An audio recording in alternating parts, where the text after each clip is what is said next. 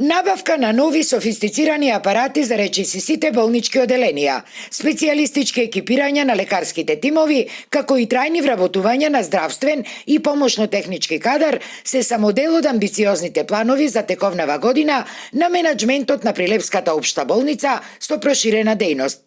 Наследениот хаос бара брза и точна дијагноза на нашето заболено здравство, а следствено на тоа и соодветна терапија, вели првиот човек на Прилепската болница.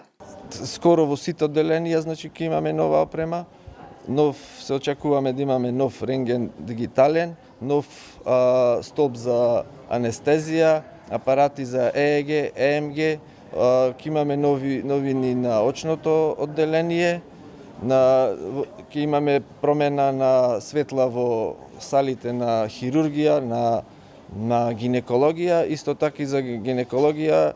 Најверојатно ќе треба да разговарам и со Министерството за и таму да се набави лапароскоп за гинеколошкото одделение, за и таму да се почнат со таков вид на интервенции.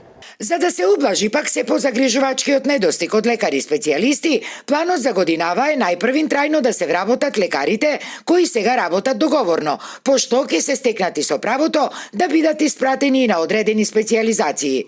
Но за среќа, сега имало и доктори кои веќе биле при крај со своите специјализации и тие за скоро време се враќаат во болницата, уверува Јоновски. На сите одделенија треба да се вратат по 1-2 доктори.